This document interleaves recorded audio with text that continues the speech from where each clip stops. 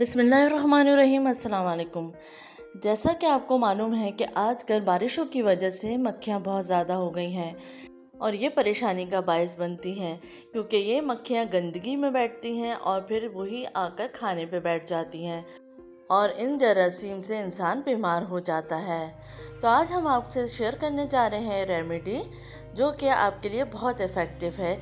चलिए हम रेमेडी को स्टार्ट करते हैं। यहाँ पे आपको नज़र आ रहे होंगे कुछ कॉइन्स। तो मैंने ले लिए यहाँ पर कुछ सिक्के जो कि सिल्वर के होने चाहिए। तो 2 रुपये के सिक्के हैं ये, 2 रुपये और 1 रुपये के। मेरे पास सिक्कों की क्वांटिटी थोड़ी कम है, आप थोड़ा ज़्यादा ले लेंगे तो ज़्यादा बेहतर होगा। अब यहाँ पे मैंने एक ट्रांसपेरेंट शॉपर ले लिया है। शॉपर ट्रांसपेरेंट ही होना चाहिए। अब मैं इसको फिल कर दूंगी पानी से। तो तकरीबन आधा शॉपर हम पानी से भर देंगे और अब हम इसमें डाल देंगे ये कॉइन्स। तो ये कॉइन्स आप इसके अंदर डाल दीजिए। थोड़ी सी क्वांटिटी मेरे पास कम है, अगर आपके पास ज़्यादा हो तो इसके अंदर ज़्यादा कॉइन्स डालिएगा ताकि ये रेमेडी अच्छे तरीके से काम कर सके। अब ये शॉपर आप कहीं भी हैंग कर दीजिए जहाँ पे मक्खियाँ ज़्यादा हों। थोड़ी देर बाद आप देखेंगे कि मक्खियाँ कम होना शुरू हो जाएंगी और आहिस्ता आहिस्ता गायब हो जाएंगी। इस शॉपर को आप लटका के रखिए। अब हम आते हैं नेक्स्ट रेमेडी की तरफ। तो इसके लिए हमें चाहिए फ़िनाइल की गोलियाँ। तो 6 से 7 अदद आप फ़िनाइल की गोलियाँ ले लें। अब हम इसका चूरा बना लेंगे। इस बात का आपको ध्यान रखना है कि फ़िनाइल की गोलियाँ बहुत खुशबूदार होती हैं और अगर इसको किसी भी चीज़ में कूटा जाए तो स्मेल नहीं जाती। तो इसलिए मैंने यहाँ पर एलुमिनियम फॉइल के अंदर इसका चूरा बनाया है ताकि हम आसानी से बाद में एलुमिनियम फॉइल को फेंक सकें। तो अच्छे तरीके से फ़िनाइल की गोलियों का चूरा बना लीजिए। तो अच्छे तरीके से मैंने यहाँ पे फ़िनाइल की गोलियों का चूरा तैयार कर लिया है। अब हम एक डिस्पोजेबल गिलास लेंगे और उसमें ये चूरा डाल देंगे। आपको ये रेमेडी बनाने के लिए डिस्पोजेबल गिलास ही यूज़ करना है।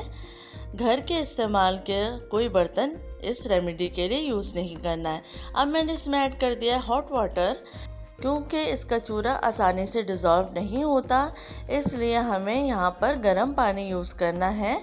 अब हम इसको अच्छे से मिक्स करते जाएंगे ताकि ये चूरा अच्छे तरीके से पानी में हल हो जाए। तो इस बात का आपको ख्याल रखना है कि पानी गर्म ही यूज़ करें। अच्छे तरीके से हल करते रहेंगे।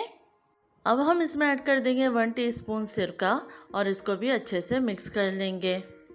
सिरका ऐड करने से भी जरासीम मर जाते हैं और आपका फर्श भी चमक जाएगा।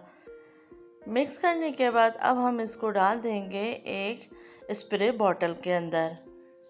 तो कोई भी स्प्रे बॉटल आपके पास अगर खाली मौजूद है तो इसके अंदर ये लिक्विड डाल दीजिए और इसको टाइटली बंद कर देंगे। अब जहाँ पर भी मक्खियाँ हमें नज़र आएंगी वहाँ पर अच्छे तरीके से स्प्रे कर देंगे। आप ऐसा भी कर सकते हैं कि इस लिक्विड से पोंछा लगा लीजिए, तो इस तरीके से भी मक्खियाँ भाग जाएंगी और फर्श अच्छे से साफ़ हो जाएगा। तो जहाँ जहाँ मक्खियाँ मुझे नज़र आ रही हैं वहाँ मैं स्प्रे करती जा रही हूँ।